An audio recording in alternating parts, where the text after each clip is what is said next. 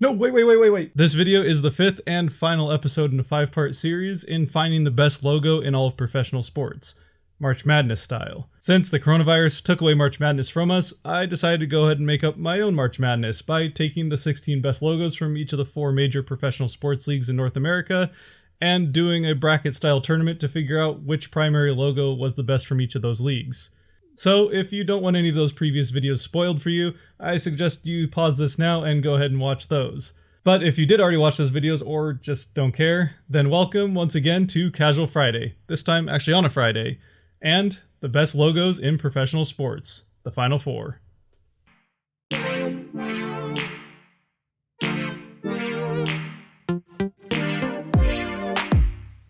Oh yeah, thanks for noticing. This is new. It's a Ron Francis Hartford Whalers jersey, or sweater. I'm wearing it because this is widely regarded to be one of, if not the best logo in the history of professional sports.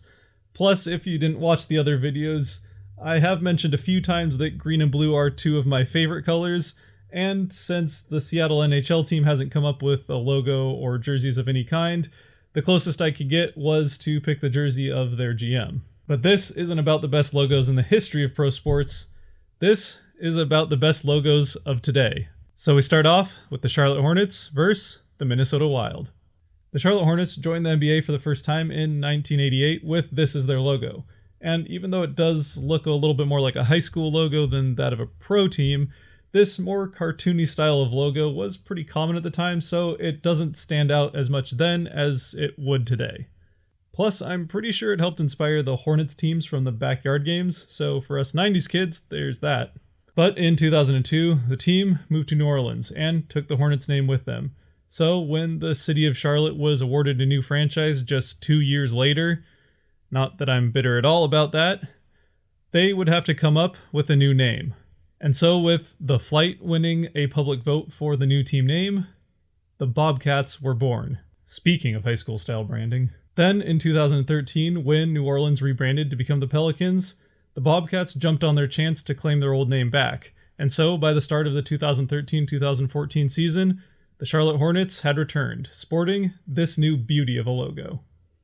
Going back to the Hornets team name and even the original colors, the team still wanted to update the logo to something more aggressive looking that better represented how they wanted the team to play on the court, which this logo certainly achieves.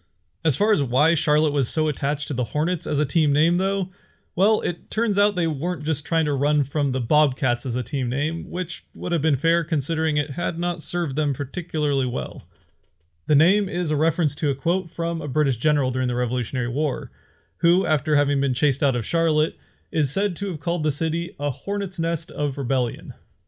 It's a moniker that the people of the area were all too proud to adopt as their nickname, and still carry to this day, represented in the seal of the city and Hornets Nest Park, which lies very close to where the site of the Battle of Charlotte happened. On the other side, we have the Minnesota Wild, who joined the NHL in 2000 with pretty much the same logo that they have today, the only difference being the words Minnesota Wild arced over the top of the logo.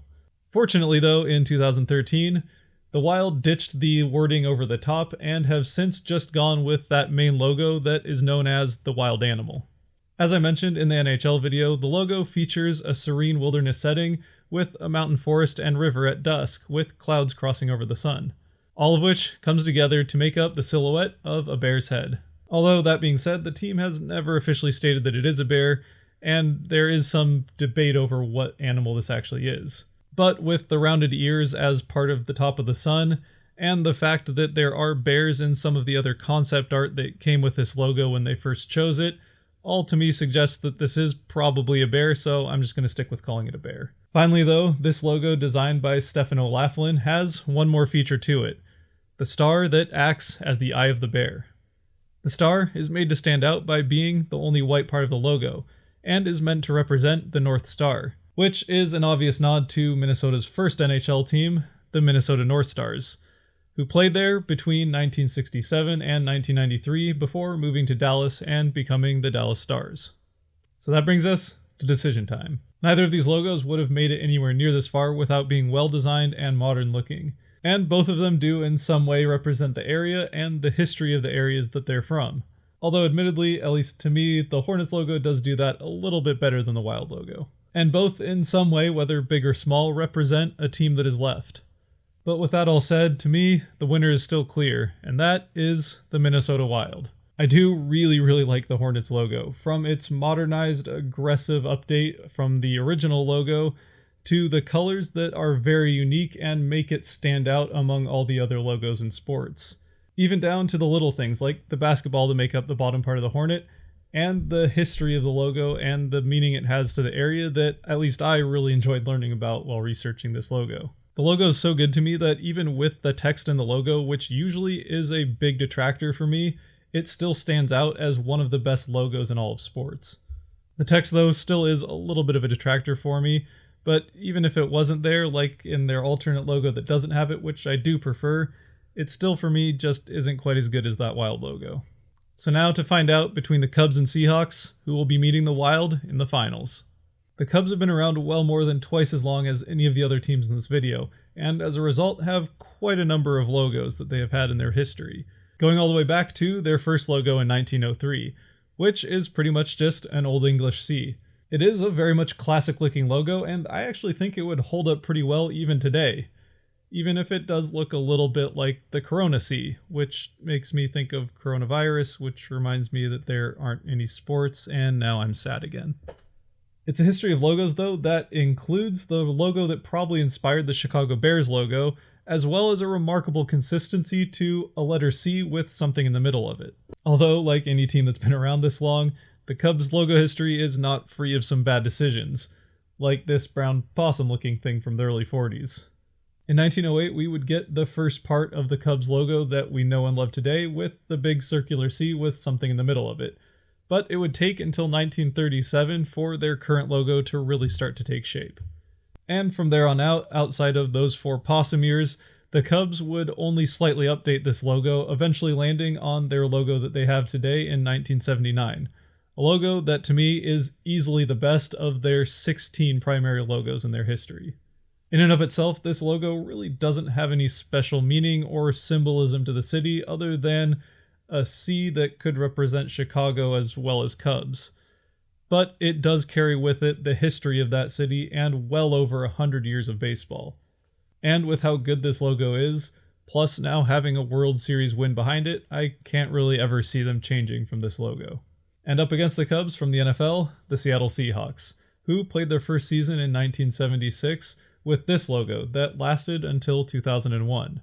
The name Seahawks was picked in part from a fan vote where the team asked the people of the city to submit potential name ideas, 150 of which were the Seattle Seahawks.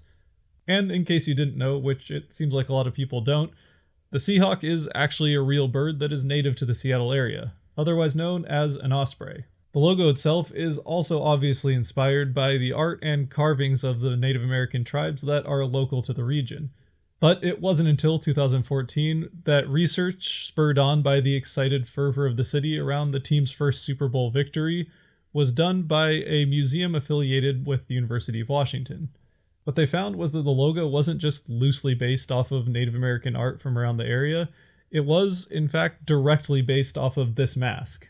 The mask itself was carved sometime in the 19th century by the Kwakwaka'wakw tribe, who are native to Vancouver Island, just north of Seattle in Canada, and I am very sorry if I butchered that name.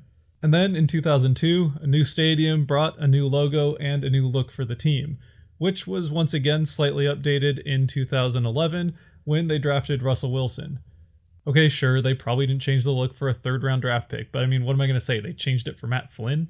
Similar to the Hornets update, it served to modernize the logo and give it a much more aggressive look, but in a much less drastic way, as really the only major change is that the eye has a much meaner look to it.